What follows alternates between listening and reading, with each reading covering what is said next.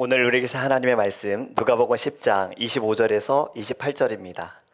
누가복음 10장 25절에서 28절입니다. 우리 함께 읽도록 하겠습니다. 시작. 어떤 율법 교사가 일어나 예수를 시험하여 이르되 선생님, 내가 무엇을 하여야 영생을 얻으리이까? 예수께서 이르시되 율법에 무엇이라 기록되었으며 네가 어떻게 읽느냐? 대답하여 이르되 네 마음을 다하며 목숨을 다하며 힘을 다하며 뜻을 다하여 주 너의 하나님을 사랑하고 또한 네 이웃을 네 자신같이 사랑하라 하였나이다. 예수께서 이르시되 네 대답이 옳도다. 이를 행하라. 그러면 살리라 하시니. 아멘. 우리 함께 기도하겠습니다. 사랑의 하나님, 우리에게 귀한 말씀 주심을 감사합니다. 이 말씀이 우리의 길이 되게 하시고 빛이 되게 하시고 생명이 되게 하여 주시옵소서. 하나님 말씀을 듣고 귀로만 듣지 않기 원합니다. 이 말씀이 우리의 심령에 새겨지기 원하고 우리의 삶이 달라지기 원합니다. 보는 마음이 달라지기 원합니다. 우리 안에 있는 모든 죄가 끊어지기 원합니다. 하나님께서 이 말씀으로 우리를 새롭게 하여 주시옵소서. 부족한 점을 감추어 주시고 전하는 자나 듣는 자나 모두가 예수 안에서 다시 살아날 수 있는 은혜로운 말씀 될 수 있도록 성령께서 임재하여 주시옵소서. 감사하며 예수님의 이름으로 기도합니다. 아멘. 할렐루야. 할렐루야. 5월을 저희가 사랑주일로 예배를 드리고 있습니다. 어린이 사랑주일, 어버이 사랑주일, 서로 사랑주일, 그리고 오늘은 이웃 사랑주일로 저희가 예배합니다. 여러분, 말씀을 통해서요, 하나님의 사랑을 다시 회복하기 원해요. 그리고 그 사랑이 우리 안에 가득하여서 또 다른 사람들을 볼 때 사랑으로 바라보기를 간절히 원합니다. 아멘. 여러분들은 이웃에 누가 사는지 다들 알고 계시나요? 옛날에는요, 옆집에 숟가락이 몇 개 있는지 다 알았다고 하잖아요. 지금은 그 정도까지는 아닌 것 같아요. 이 숟가락을 안다, 몇 개까지 안다라는 것을 보니까요, 그 집의 사정을 자세히 안다라는 이야기예요. 내가 주방까지 다 오픈해줬다, 이웃에게. 그렇기 때문에 숟가락이 몇 개 있는지까지 알 정도로 이웃이 가깝다라는 이야기를 하는 겁니다. 근데 요즘은 어떤가요? 2019년 시장조사 전문기업 엠브레인 트렌드 모니터에서요, 한국 수도권에 거주하는 19세에서 59세 성인 남녀 1000명에게 설문조사를 했습니다. 이웃 간의 갈등에 대해서 질문을 했어요. 그랬더니 이렇게 이야기를 합니다. 갈등이 일어나는 이유가 층간소음, 흡연, 주차 문제. 한국에 계신 분들 이게 공감이 될 거예요. 요즘 층간소음 때문에 너무나도 다들 힘들어 하시잖아요. 근데 이로 인해서 참 안 좋은 일들이 일어났더라고요. 2021년 8월에 층간소음으로 인해서 도끼를 들고 찾아갔다.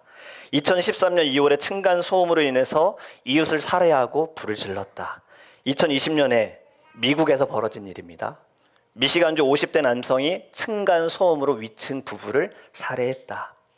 2015년 미국 캘리포니아 오렌지 카운티의 라디오 소음 문제로 인해서 30대 한인 남성이 총에 맞아 죽었다. 그리고 올해에도 이러한 일들이 있었습니다. 올해 4월에 텍사스에서 옆집에 사는 사람이 총 연습을 계속 사격 연습을 하고 있었어요. 아이가 자니까 그것 좀 멈춰달라고 가서 이야기했다가 그 사람이 총 들고 와서 5명을 다 쏴 죽였잖아요. 노스캐롤라이나에서 공을 가지고 놀던 소녀가 농구를 하고 있었어요. 근데 그 공이 이웃집 마당에 들어간 거예요. 마당에 들어갔다가 주인이 막 뭐라고 했어요, 아이한테. 아이가 부모님한테 이야기를 해준 거죠, 자세하게. 부모가 가서 아이하고 같이 가서 그거 나한테 얘기하지 왜 아이한테 그렇게 합니까? 라고 이야기를 했는데 남자가 총 들고 나와서 또 쏜 거예요. 다행히 죽지는 않았어요. 아이는 상처만 나고 아빠는 좀 총에 맞아서 중상을 입었어요. 여러분, 어떻게 생각하세요? 이제는 이웃집에 숟가락이 몇 개인지는 당연히 모르고요, 몇 명이 사는지도 모르고 누가 사는지도 모르는 시대에 우리는 살고 있습니다. 집 근처에 산다고 다 이웃은 아니에요. 서로의 사정을 모른다면 그것은 이웃이라고 말할 수가 없는 거예요. 여러분, 이웃은 내가 잘 알고 그 사람도 나를 잘 알고요, 나의 고통과 나의 기쁨을 잘 나누어야지만 그것이 이웃이 될 수 있다는 거예요. 왜 이웃 간의 갈등이 계속해서 벌어질까? 저는 두 가지를 좀 생각을 해봤습니다. 첫 번째는 너무나도 우리가 이기적으로 변해가고 있다. 개인적으로 변해가고 있다. 내 삶 바쁘고 나만 잘 살면 되지 남이 어떻든 내가 무슨 상관이냐 신경 쓰지 못하겠다. 이것 때문인 것 같아요. 또 다른 이유는요. 내가 살아가기 바쁘니까 돌볼 마음도 없고 돌볼 시간도 없다. 여러분, 이런 안타까운 사건들, 끔찍한 사건들이 일어나는 이 시대에 오늘 우리에게 주신 이 말씀이 또 우리 특별히 드림교회를 통해서 이 땅에 어두움이 물러가고 주의 사랑이 가득하기를 예수님의 이름으로 축복합니다. 사랑이 없는 곳에 사랑이 넘쳐나기를 원해요.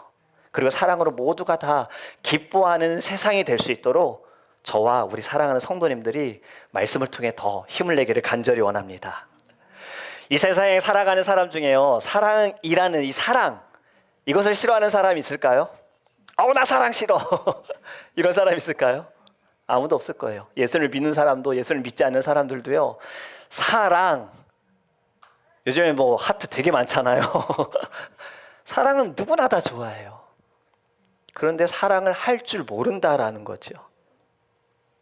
성경에서도 사랑에 대한 말씀을 많이 하죠. 믿음, 소망, 사랑, 그 중에 제일은 사랑이라. 아멘. 어디 있는 말씀이죠? 고린도전서 13장에 있는 말씀이지 않습니까? 고린도전서 13장은 사랑장입니다. 여기에 사랑에 대해서 말씀하고 있어요. 우리 같이 한번 살펴볼까요? 고린도전서 13장 4절에서 7절 말씀 같이 읽겠습니다. 시작.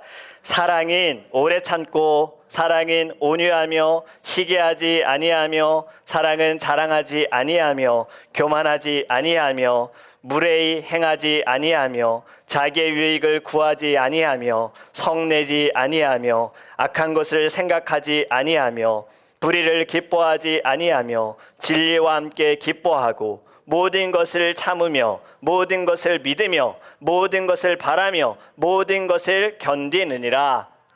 할렐루야. 사랑에 대해 정의하고 있어요.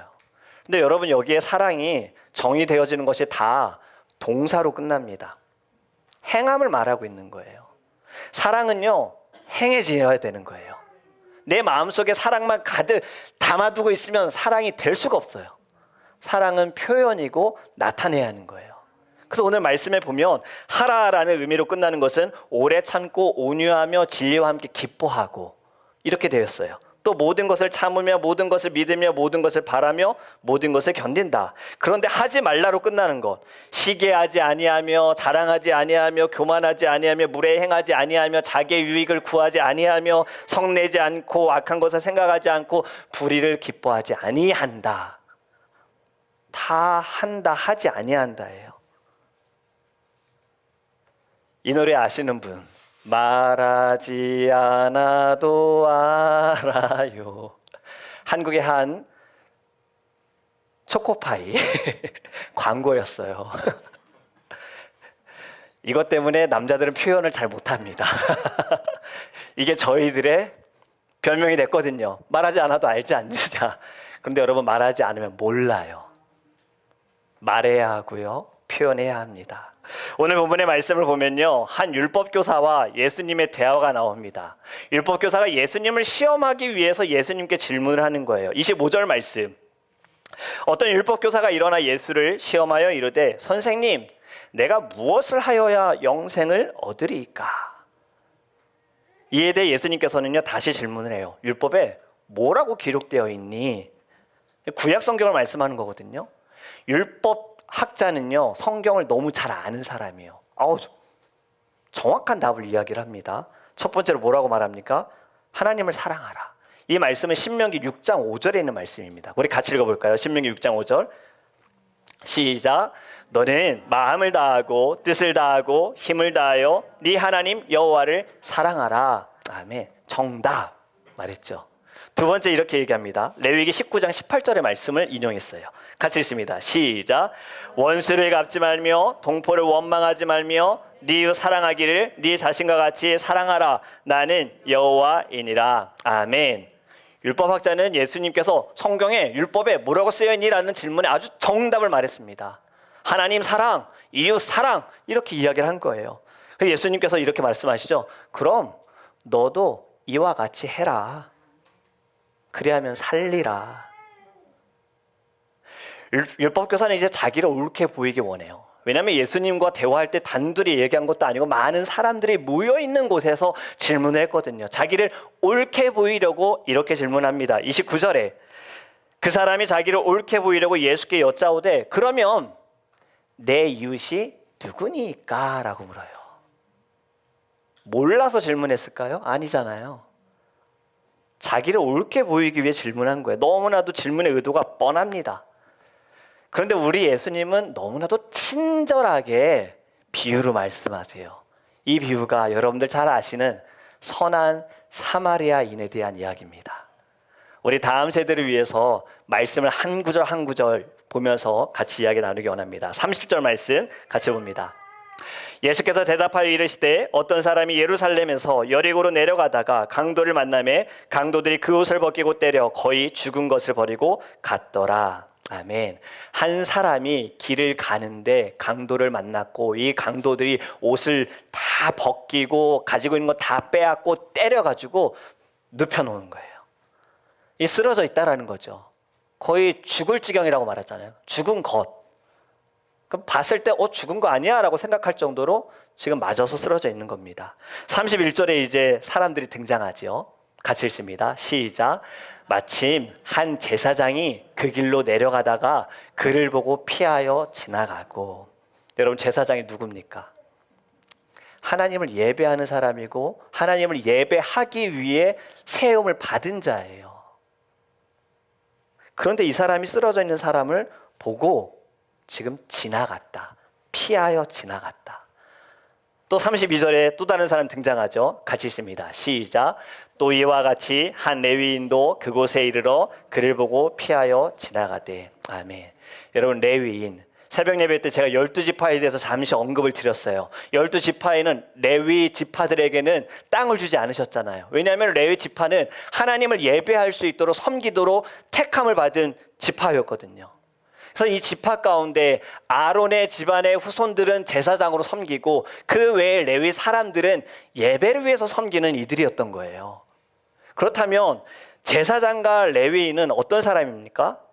하나님을 예배하고 예배를 위해서 섬겼던 사람들. 지금으로 이것을 적용하면 저와 같은 목회자, 장로님, 권사님, 집사님들인 거예요. 근데 이들이 지금 어떻게 했다고요? 피해서 지나갔다.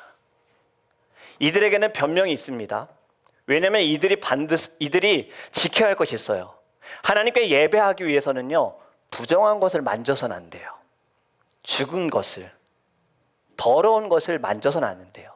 만약에 만졌다면요, 이들은 그것을 정결해지기 전까지 또 하나님을 예배했어야 돼요. 정결해지고 그 다음에 하나님을 섬길 수가 있었거든요. 변명이 됐어요.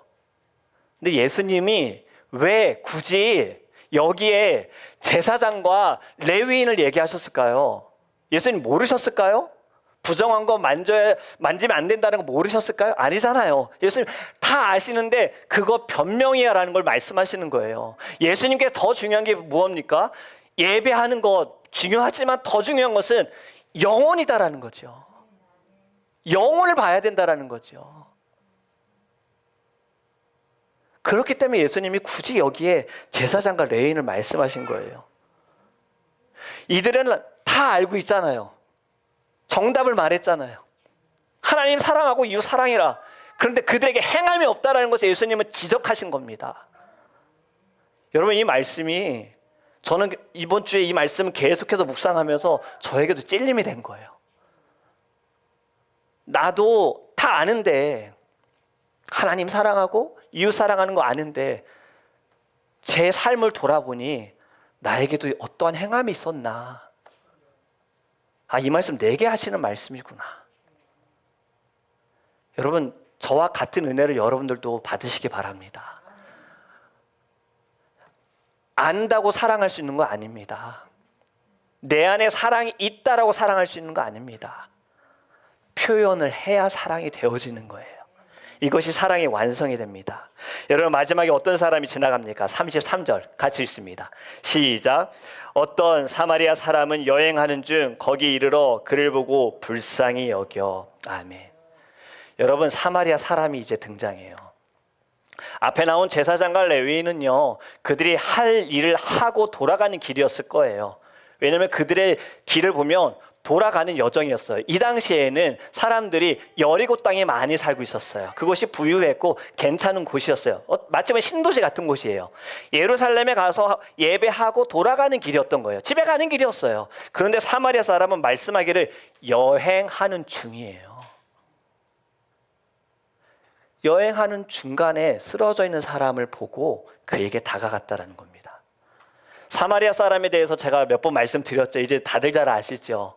우리가 이스라엘 역사를 볼 때 왜 유대인들이 사마리아인을 그렇게 싫어하느냐? 어디로 거슬러 올라가야 되죠? 북이스라엘 멸망하는 그때. 아수르에게 멸망할 때 아수르의 포로 정책은 몇은 데려가고 몇은 남겨놓는 거예요. 북이스라엘에. 그리고 아수르 사람들을 북이스라엘에 보내가지고 결혼을 시켜요. 그리고 태어난 이들은 모두 다 혼혈인 거죠. 순수 유대인이 아니었던 거예요. 이렇게 자리를 잡아가면서 성장하고 있을 때 남유다도 멸망을 하고 그들의 바벨론 땅에 있다가 70년 포로 생활하고 돌아가잖아요. 그리고 느헤미야가 성벽을 재건할 때 사마리아 사람들이 가서 이야기를 합니다. 야, 성벽 재건하는 거 우리도 같이 하게 해줘. 내가 도울게. 그런데 유대인들이 너희들은 순수한 혈통이 아니기 때문에 아니야, 괜찮아, 도와주지 마. 이 말에 사마리아 사람들이 상처를 받아서 바벨론 왕에게 가서 막 꼬질러요. 저들이 성벽을 재건해가지고요, 당신을 공격하려고 해요. 이렇게 둘은 사이가 안 좋아졌고요. 유대인들은 사마리아 사람들을 동물보다 못하게 취급을 하는 거예요. 그래서 빠른 길로 갈 수 있음에도 불구하고 절대로 사마리아 땅은 들어가지 않았습니다. 예수님께서 우물가 여인을 만난 곳이 사마리아 지역이었잖아요. 그때에도 왜 굳이 그곳을 들어가느냐라고 이야기를 했다라는 거죠. 그만큼 유대인들은 사마리아 사람을 싫어했어요. 그리고 사마리아 사람들도 피해 다녔잖아요. 예수님께서 여기에 선한 사람을 굳이 사마리아 사람으로 예를 드셨다. 일반 유대인이라고 얘기하셔도 되잖아요. 그런데 왜요? 사마리아 사람들은 유대인들보다 착하다는 것을 말씀하시기 위해? 아니죠. 유대인들은 교만하다. 그들의 교만함을 지적하시기 위해, 겸손하지 않음을 나타내시기 위해, 그리고 너희들을 피하고 너희들 그렇게 싫어하는 사마리아 사람이 도와줬다라는 것을 말씀하시기 위해, 가르쳐 주시기 위해 사마리아 사람을 예로 드신 겁니다. 여러분, 이 사마리아 사람이 이제 어떻게 합니까? 34절 35절 같이 읽습니다. 시작. 가까이 가서 기름과 포도주를 그 상처에 붓고 싸매고 자기 짐승에 태워 주막으로 데리고 가서 돌보아 주니라. 그 이튿날 그가 주막 주인에게 데나리온 2를 내어 주며 이르되 이 사람을 돌보아 주라. 비용이 더 들면 내가 돌아올 때에 갚으리라 하였으니. 아멘. 여행 중이었던 사람이에요. 지금 이 사람은 어딘가로 가야 하는 사람이에요. 급한 사람이고요. 바쁜 사람이에요. 그냥 지나갈 수 있어요. 누구도 뭐라 하지 않을 거예요. 사마리아인과 유대인의 관계를 알기 때문에. 근데 이 사람은 갔어요. 가서 만지고 기름과 포도주로 상처를 싸매어주고 여관으로 데리고 갔어요. 돌봐주고 여관 주인에게 돈까지 주었다라는 거예요. 아는 사람도 아니고요. 친한 사람도 아니고요. 전혀 모르는 사람이고요. 자기들을 미워하는 사람이에요. 그런데 이러한 선한 모습을 나타냈다. 예수님께서 마지막으로 이렇게 말씀하시죠. 36절에 네 생각에는 이 세 사람 중에 누가 강도 만난 자의 이웃이 되겠느냐. 사랑을 안다고, 율법을 안다고 이웃이 될 수 있는 게 아니라는 거예요. 사랑을 행하는 자, 표현하는 자가 이웃이 될 수 있다라는 겁니다. 여러분, 이 비유를 들으면서 선한 사마리아인에 대한 얘기 너무나도 잘 아시지만 이 이야기를 들으면서 착한 사람이다, 선한 사람이다, 이거 이런 사람이 다 있네, 이렇게 교훈으로만 받아들이시면 안 됩니다. 앞에서도 말씀드린 것처럼 우리에게 주님께서 어떤 말씀을 하기를 원하시는지 거기에 우리는 귀 기울여야 하는 거예요. 너희도 이와 같이 하라. 너희도 사랑을 받은 자로서 가서 사랑을 보여주어라. 여러분, 성경은요, 사랑을 빼고는 하나님에 대해 말을 할 수가 없습니다. 왜냐하면 모든 사랑의 시작도 하나님으로부터 시작이 되었기 때문이에요. 그렇지 않습니까? 요한일서 4장 16절 말씀 함께 볼까요? 이렇게 말씀합니다. 같이 읽습니다. 시작. 하나님이 우리를 사랑하시는 사랑을 우리가 알고 믿었노니 하나님은 사랑이시라. 사랑 안에 거하는 자는 하나님 안에 거하고 하나님도 그의 안에 거하시느니라. 아멘. 하나님은 사랑이시라. 수학 공식으로 하면 하나님 이퀄 맞죠? 사랑, 이거예요. 하나님은 사랑이 많은 분이 아니라 하나님 그분이 사랑이다라는 거예요. 그래서 사랑을 빼고는 하나님을 말할 수 없고요, 하나님을 말하면서 사랑을 말할 수는 없다라는 거예요. 하나님이 곧 사랑이다. 여러분, 죄와 사망의 권세에서 우리가 벗어날 수 있게 된 것도요, 어디서부터 시작이 되었습니까? 하나님의 사랑하심과 긍휼하심으로 시작이 되었어요. 하나님께서 어느 순간에 아이고 쟤네들 저렇게 안 되는데 해서 예수님을 보내신 것이 아니라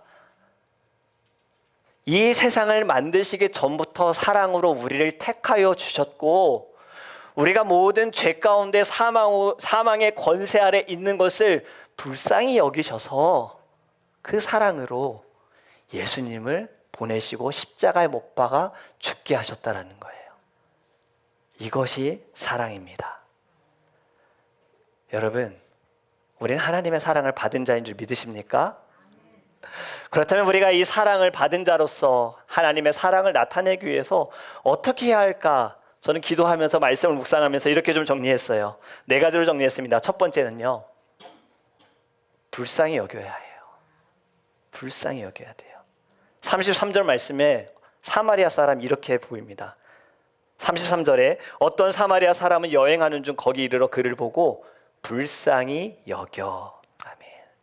여러분, 이 불쌍히 여겨라는 말이 헬라어로는요, 스플랑크 니조마이예요. 스플랑크 니조마이. 스플랑크논이라는 명사에서 나온 단어인데요, 연민, 동정, 자비 이런 뜻이 있는데 원래 원초적인 뜻은요, 창자, 내장 이런 뜻이에요. 그래서 해부학, 내장학, 처음 들어봤지만 내장학이라는 의학적인 용어가 있는데 스프랭놀러지, 이게 여기에서 유래가 된 거예요. 창자. 그래서 불쌍히 여긴다라는 이 성경적인 의미로 볼 때 내장이 뒤틀리고 창자가 끊어지는 것 같은 마음이 든다라는 거예요. 사마리아 사람이 죽어있는 사람을 볼 때 창자가 끊어지는 거예요. 예수님께서 죽어가는 사람들을 볼 때, 힘들어하는 사람들을 볼 때 창자가 끊어지는 마음으로 보셨다라는 거예요. 5,000명을 먹이시는 그 사건 전에도요, 환자들이, 아픈 사람들이 예수님께 나왔을 때 예수님께서 그들을 불쌍히 여기십니다. 마태복음 14장 14절에 있는데요, 그들을 고치시고 먹을 것을 주셨어요. 그때에도 불쌍히 여기셨어요. 나인성의 과부의 아들이 죽었을 때에도요, 예수님께서 불쌍히 여기셨어요. 바로 그것이 창자가 뒤틀리고 내장이 끊어지는 그 아픔으로 보셨다라는 거예요. 우리가 하나님의 사랑을 나타내기 위해선 여러분 불쌍히 여겨야 합니다. 그런데요, 불쌍히 여기는 마음을 갖는데 조심할 것이 있어요. 불쌍히 여기되 내가 이 사람보다 낫기 때문에 불쌍히 여겨서는 안 돼요. 내가 이 사람보다 많은 것을 가지고 있고 누리고 있고 괜찮으니까 다른 사람은 불쌍히 여겨서는 안 돼요. 저희들이 선교하러 갈 때, 단기 선교를 떠날 때 준비하면서 저는 꼭 이것을 말씀드렸어요. 선교제는 좀 어렵죠. 저희가 간 곳이 IT, 온두라스, 같이 우리 다녀오신 분들 계시는데 굉장히 그곳에 사는 분들 힘듭니다. 물도 함부로 먹을 수 없어요. 음식도 그렇고요. 어렵게 사는 사람들 우리가 여기서 정말 이민 가방 15개 막 가져가잖아요. 많이 이것저것 싸가지고 가져가요. 근데 선교는 그들이 불쌍해서 이것을 그들에게 주고 싶어 가는 게 아닌 거예요. 내가 이들보다 더 나은 미국 땅에 살고 있으니까, 난 좋은 집에, 나는 좋은 차 끌고 다니니까 이들은 그런 거 못 누려서 내가 불쌍히 여겨 주는 것이 선교가 아니다라는 겁니다. 앞에서 말씀드린 나의 창자가 끊어지고 내장이 뒤틀려지는 이 마음으로 선교지에 있는 사람들을 바라보아야 하는 거예요. 그래서 우리가 누군가를 불쌍히 여길 때 내가 그 사람보다 나으니까 불쌍히 여긴다. 절대 그래서는 안 돼요. 사랑은 동등해야 합니다. 늘 같아야 하는 거예요. 여러분, 예수님은 만왕의 왕이시요 만유의 주시요 하나님의 아들이신데 하늘의 보좌를 버리시고 이 땅에 우리와 같은 모습으로 오셨다. 동등한 모습으로 같은 눈으로 우리를 섬겨주셨잖아요. 바로 여기에서부터 시작이 되어야 합니다. 여러분, 사랑을 우리가 나타내기 위해, 사랑을 전하기 위해 먼저 예수님의 마음처럼 불쌍히 여기는 마음이 되기를 간절히 원합니다. 두 번째는요, 관심을 가져야 돼요. 사마리아 사람도 관심을 가진 거예요. 쓰러져 있는 사람에게 관심을 가진 거예요. 어버이 주일 때도 제가 어버이 사랑 주일 때도 말씀을 드렸죠. 부모님에게 관심을 가져주세요. 부모님이 뭘 좋아하는지, 어떤 마음을 갖고 있는지 관심을 가져주세요. 왜냐하면 부모님은 자녀를 다 너무나도 잘 아니까. 이건 이제 우리가 영혼들을 사랑할 때에도 관심을 가져야 돼요. 예수님은 늘 영혼들에 대한 관심이 많으셨어요. 가난한 자, 아픈 자, 힘들어하는 자, 소외된 자, 이들에게 관심 있으셨잖아요. 관심 있으셔서 그들에게 가셨잖아요. 그들과 함께 식사하셨잖아요. 그들을 만져주셨잖아요. 여러분, 우리도 늘 관심이 있어야지만 사랑을 베풀 수 있어요. 사랑의 기술이라는 책이 있습니다. 심리학자 에리 프롬이라는 분이 쓰신 책인데요. 여기에 성숙한 사랑의 5가지를 제시하는데 첫 번째가 관심이에요. 책에 이렇게 말해요. 사랑이 많으면 관심이 많고, 사랑이 적으면 관심이 적고, 사랑이 없으면 관심이 없다. 이분은 사랑과 관심을 같은 것으로 본 거예요. 여러분, 이제부터 우리 좀 관심을 갖기 원해요. 사람들에게. 아멘. 자, 세 번째는요, 너무나도 또 중요합니다. 나를 희생해야 합니다. 내 자신을 희생해야 돼요. 사마리아 사람은 자신을 희생했습니다. 자신의 시간을 희생했고요, 자기의 여행을 희생했고요, 자기의 돈을 희생했어요. 그 희생의 모습이 사랑으로 보여진 거예요. 예수님도 자신을 희생하셔서 사랑의 완성을 우리에게 보여주셨잖아요. 그렇다면 우리도요, 우리 자신을 희생해야 합니다. 이건 내가 손해보는 것 같은데, 이건 내가 피해보는 것 같은데, 이건 아닌 것 같은데 하면서 사랑을 보여줄 수는 없어요. 이거는 부부 간에도, 연인 간에도, 형제 자매 안에도, 가정 안에도, 이웃 간에도 다 마찬가지예요. 사랑은 결국엔 희생이 따라야 돼요. 우리 아이들, 너무 예쁜 아이들이 있죠. 우리 로엘이, 나엘이. 지금 제가 말하는 거 다 못 알아들어도 영적으로 다 알고 있을 거예요. 저 아이들 우리 부모님들이 알아서 크게 내버려 둡니까? 저 지금 각오하고 있어요. 곧 이제 65일 남았거든요. 지금 먼저 우리 선배님들이 저한테 얘기하시는 게 뭔지 아세요? 많이 주무세요, 목사님. 각오하세요, 목사님. 부모님의 희생이 있는 거잖아요. 그래서 아이들이 그 사랑 먹고 자라는 것처럼, 여러분, 우리가 이웃들에게 사랑을 보여주기 위해선 나를 희생해야 합니다. 네 번째로는요, 성령 충만해야 합니다. 여러분, 사실 오늘은 성령 강림절이에요. 오순절이라고도 하죠. 펜테코스트. 예수님께서 부활하시고 40일 동안 많은 사람들을 만나셔서 부활하신 예수님을 보여주셨고, 같이 식사하시고 그들에게 말씀하셨어요. 그리고 이렇게 말씀하시죠. 너희들은 예루살렘을 떠나지 말고 있어라. 그러면 하나님께서 말씀하신 성령의 선물을 받을 것이다. 그래서 그들이 모였어요. 120명이 마가의 다락방에 모여서 말씀을 보고 기도했어요. 열흘째 된 그날 성령을 받았잖아요. 그때부터가 초대교회의 시작이었습니다. 이미 이 말씀은 제가 성령 우리 그 시리즈 할 때 말씀을 드렸잖아요. 성령 공동체 교회에 대해서 말씀을 드릴 때 여러분 이들이 모여서 무엇을 했습니까? 떡을 떼고 교제하고 사도들의 가르침을 받고 기도하기에 힘썼어요. 그리고 자신들이 가지고 있는 것을 팔아서 사람들에게, 물론 사도들을 통해서 사람들에게 나누어 주었죠. 이러한 모습을 보고 사람들이 어떻게 했습니까? 칭찬받는 교회다라고 한 거예요. 자신을 희생하면서 사랑을 베푸니 세상의 사람들이 칭찬을 했다라는 거죠. 이웃 사랑의 모습을 보이니 세상이 칭찬을 했다. 여러분, 사랑을 보이기 위해, 나타내기 위해 성령 충만해야 합니다. 성령 충만함이 없이 사랑을 하는 건 한계가 있어요. 그리고 열매가 없어요. 이 이야기도 제가 새벽에 몇 번 말씀드렸죠. 아니, 예수님을 믿지 않는 사람 중에도 선한 사람들이 있잖아요. 있죠. 자신들이 가지고 있는 거 막 많은 곳에 도네이션 하시는 분들도 있죠. 근데 어떻게 성경에서 말씀하고 있죠? 그건 마땅히 해야 되는 거예요. 그런데 하나님 없이 사랑을 베푸는 것, 하나님 없이 선한 일을 나타내는 것, 그것은 하나님께서 받지 않으신다는 거잖아요.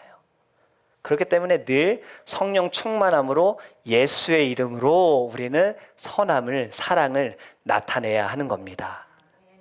말씀을 맺습니다. 이 이야기를 여러분들도 들어보셨을 거예요. 16년도에 유튜브 영상으로도 많이 돌아다녔던 이야기인데요. 10,000명의 성도가 모이는 교회에 새로 담임 목사님이 오기로 했어요. 그 주일날 홈리스 분이 교회 바깥에 막 돌아다니다가 예배 시간이 되니까 교회로 들어와서 맨 앞에 앉았어요. 안내하시는 분들이 이분이 냄새도 나고 더럽고 예배에 방해가 될까봐 뒤쪽으로 가시라고, 뒤쪽으로 가세요. 그래서 뒤로 그분이 자리를 옮겼어요. 설교를 다 마치고 이제 목사님께서 광고 시간에 오늘 이제 제가 새로운 담임 목사님을 소개하겠습니다. 목사님 앞으로 나와주세요 했더니 그 뒤로 쫓겨났던 홈리스 목사님이 갑자기 앞으로 나오신 거예요. 그분이 목사님이셨던 거예요. 예레미야라는. 근데 이 이야기는요 실화가 아니었어요. 제가 찾아보니까 여러 이야기들을 편집해가지고 예화로 이야기한 건데, 그런데 진짜 실화가 있었습니다. 내시빌에 있는 센고 연합감리교회 윌리 라일 목사님이요, 담임 목사로 부임하기 5일 전부터 홈리스 생활을 하신 거예요. 교회 주변에서. 그래서 정말 더러워졌어요. 수염도 막 이만큼 나고요, 꾀제제하고 꼬질꼬질해지고 사람들이 가까이 가기 싫었던 거예요. 이제 부임하는 주일날 교회에 왔는데, 교회 앞에 있는데 한 20명의 성도님들이 와서 말을 붙였대요. 그리고 먹을 것도 주고 또 이렇게 가지고 있는 현금도 주고 도와줬다라는 거예요. 이분이 이제 강대상에 올라와서 이 이야기를 해줍니다. 우리 교회 많은 성도님 중에 저에게 관심을 보인 사람은 10%였습니다 라고 이야기를 해요. 그리고 이렇게 말씀하셨어요. 우리 교인들은 매주일 1시간만 하나님 섬기기를 원하는 것 같습니다. 하지만 그것은 하나님의 계획이 아닙니다. 여러분들 정말 예수님처럼 살고 싶습니까? 이렇게 물으셨어요. 이건 실제 있었던 일입니다. 저는 이 질문을 제 자신에게도 여러분들에게도 하기 원합니다. 여러분 정말 예수님처럼 살고 싶으십니까? 예수님처럼 살기 원하세요? 그렇다면 사랑을 나누세요. 오늘 본문에서도 예수님이 이렇게 말씀하셨죠. 28절에 예수께서 이르시되 네 대답이 옳도다. 이를 행하라. 그러면 살리라. 저는 이 말씀이요, 기도하면서 이렇게 들렸어요. 잘 알고 있네. 그럼 가서 그렇게 해. 이렇게 들리더라고요. 여러분, 사랑을 받은 자로서 사랑을 행하기 원합니다. 우리 교회 이름이 뭐지요? 드림교회. 이 드림교회라는 이름을 두고 교회 이름을 새로 정할 때 하나님께 기도했어요. 하나님 어떠한 이름을 우리가 가지고 우리가 함께 신앙생활을 해야 할까요? 코너스톤 교회 이름도 너무 예쁘고요, 너무 좋고요. 브릿지 교회도 너무 좋은데요. 코너스톤 브릿지 교회, 이거 하나님 너무 긴데요. 새로운 이름을 두고 하나님께 기도했어요. 그때 하나님께서 저에게 주신 것이 바로 두 가지였어요. 이 세상에 꿈이 없지 않니? 그렇다면 하나님의 꿈을 받은 자들이 하나님의 꿈을 이 세상에 보여줘야지. 그래서 하나님의 꿈. 두 번째는 그 꿈을 가진 자들이 하나님께 영광을 올려드리고 다음 세대에게 이 믿음을 전해주고, 물론 다음 세대에게 드리고란 말이 웃기지만 드리고, 그리고 세상에 예수의 사랑을 드리는 교회가 돼야지 않겠니라는 마음 주셔서 그래서 드림교회로 정한 거예요.